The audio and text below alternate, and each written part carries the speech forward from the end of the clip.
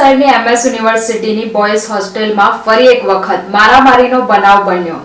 વડોદરા શહેરની MS યુનિવર્સિટીમાં છાસવારે મારામારીના બનાવો બનતા હોય છે, ત્યારે કેટલાક બનાવો પોલીસ ચોપડે નોંધાતા હોય છે, ત્યારે અન્ય બનાવમાં સમાધાન થઈ જતું હોય છે। ત્યારે યુનિવર્સિટી બોયઝ હોસ્ટેલમાં આવેલી સેન્ટ્રલ કેન્ટીનમાં પણ એવો જ એક મારામારીનો બનાવ ગત રાત્રિના સમયે બન્યો હતો। સેન્ટ્રલ કેન્ટીનમાં કામ કરતા મુકેશ જોશી નામના વ્યક્તિને કોઈ બિહારી ગ્રુપના વિદ્યાર્થીઓ મારામારી કરીને ફરાર થઈ ગયા હતા। સાથે આ મારામારી કરનાર વ્યક્તિ હોસ્ટેલ બહારનો છે, ત્યારે આ બિહારી વિદ્યાર્થી દ્વારા જેવી બાબતે બોલાચાલી બાદ માર મારતા મુકેશ જોશીના હાથના ભાગે ગંભીર ઈજાઓ પહોંચી હતી। ત્યારે એવું કહેવામાં આવે છે કે મારામારી કરવામાં NV હોલના વિદ્યાર્થીઓ તેમજ SP હોલના વિદ્યાર્થીઓ પણ સામેલ હતા। ત્યારે NV હોલમાં લાગેલા CCTVમાં વિદ્યાર્થીઓના લોકટોળા અને સાજીગંજ પોલીસની ગાડી સ્પષ્ટપણે નજરે જોવા મળી રહી છે। ત્યારે ઘણા બધા સવાલ તો સેન્ટ્રલ કેન્ટીન ચલાવતા સંચાલક પર પણ ઊભા થયા છે કે વર્ષોથી તેમની પાસે કેન્ટીનનો કોન્ટ્રાક્ટ હોવા છતાં આજ દિન સુધી તેઓએ કેન્ટીનમાં CCTV કેમેરા કેમ નથી લગાવ્યા? જો કેમેરા લગાવ્યા હોત તો